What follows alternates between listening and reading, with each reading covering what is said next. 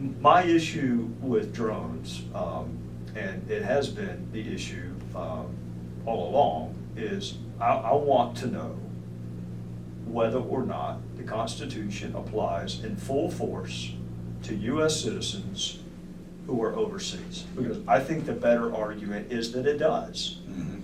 And because it does, you've got Eighth Amendment protections, you've got Fourth Amendment protections, you've got Fifth Amendment protections in terms of your right to not incriminate yourself, you've got Sixth Amendment. Let me throw this into the equation. Is it different when it's war versus a criminal act?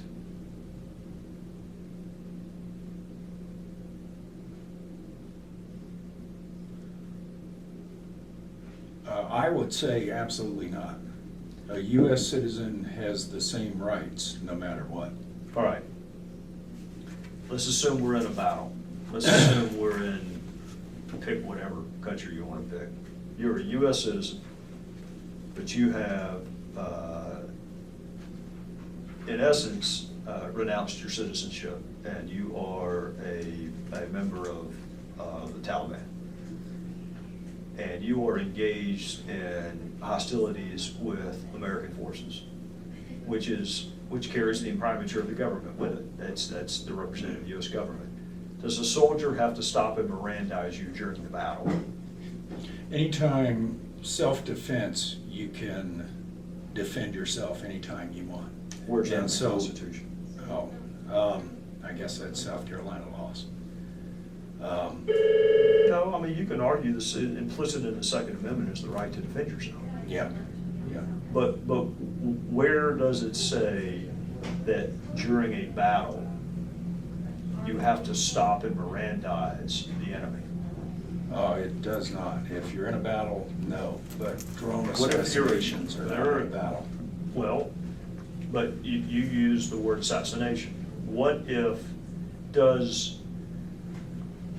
do you have to get permission from a court to pick a target in a war? If it's an American citizen. You don't know, you just know it's a target. Well, but these were targeted American citizens. All right, but let's play out the trial though. I mean, we're trying to determine broad constitutional principles right now. Whether or not the Constitution applies in full force and effect to U.S. citizens who have taken up arms with enemies. Let's assume you picked a target, Algiers, Tunisia. I mean, the first question is, what's your authority? I mean, Congress wages war, not the executive branch. Yeah. So Yeah. I mean, that's the best question, I think. There is a authorization for the use of force that passed shortly after 9/11. I wasn't in Congress at the time. Yeah, yeah. But the question then becomes, what's the full depth and breadth of that authorization? And what you're seeing play out with the debate over drones and other things is, who is the enemy and what is the battlefield? If you go back and watch that hearing we had on drones, I am critical of the Department of Justice's analysis and lack of analysis. On the other hand,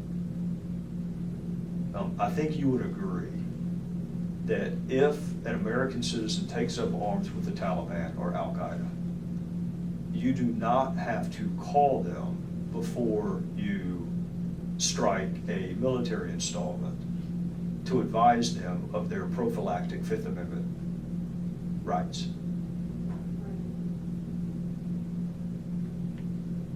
I would think. Yeah, yeah, I mean, makes sense, but with drone assassinations, I mean, it's a war crime in anywhere in the world.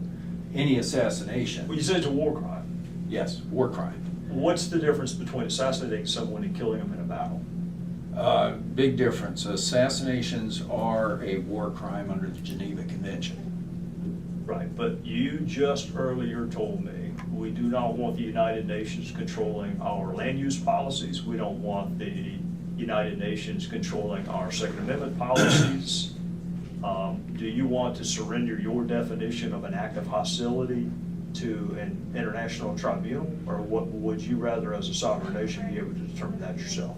My understanding is that any nation can, within their own borders, have a war crimes tribunal of their country and their men. And so I could try you in the United States for war crimes as a war crime. It doesn't have to be a certain court of law. It just has to, is it against the Geneva Convention? No, I guess my question was, who gets to decide whether or not U.S. war policy violates an international treaty? Who gets to decide that? The Hague? The Geneva Convention is signed by the U.S. government. So if it's against the Geneva Convention, then it is a war crime, and it is prosecutable Well, it has to be here. alleged, it has to be proven. Well, yeah, Right. but if it, if it is alleged and proven, but in the Here's end, what it it boils could down be. to. Do you think the country is at war with Islamic extremists? Is that authorization for the use of force from the fall of 2001 broad enough in scope to include that sentence? The United States is at war with Al-Qaeda, its related affiliates, and other Islamic extremists. The United States is not at war with them. Congress would have to declare the Well, war. Congress passed the authorization for the use of force. So Uh-huh. Congress passed that, and it Uh-huh. hasn't expired. Yeah. So the argument would be Congress did declare war by passing the authorization for the use of force. If Congress passes all laws in the world and they're still against the Geneva Convention, it is still a war crime and is still prosecutable. I don't care what laws are passed, if it's against the Geneva Convention.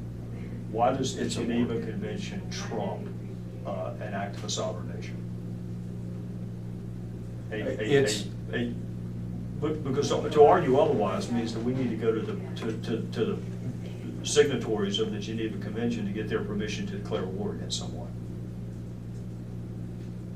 No, the Geneva Convention was set up as rules of war, and if somebody abuses, kills bunches of We're civilians, not there puts them yet. in. We're not there yet. We're just whether or not Congress can declare war. You agree they can, and they don't Yeah, have to check with yeah. the Geneva Convention. Right, right, The Geneva Convention dictates how you conduct that war once it's Right. declared. right. The argument is that in the fall of 2001, through the military authorization for the use of force, that Al-Qaeda, its related affiliates, and you can add if you want to, that's what part of the debate is, other Islamic extremist elements. Are we at war with those groups?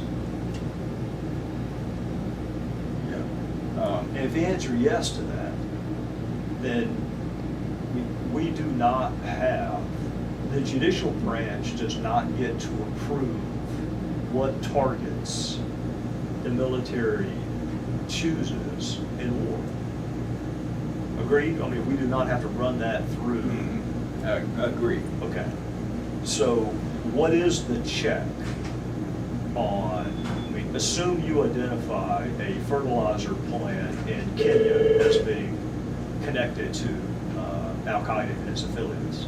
So you take out the fertilizer plant in Kenya, and it happens to result in the death of a contractor, U.S. contractor, that you did not know was there. What do you do with that? Is that a war crime?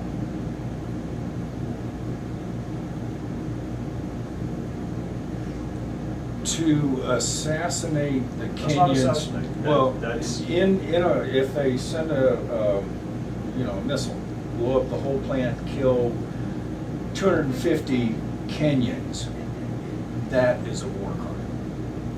There's 250 citizens of another country, and you are not allowed to go in there and just start Well, let's killing. do it differently then. What is not a war crime? What's not a war crime?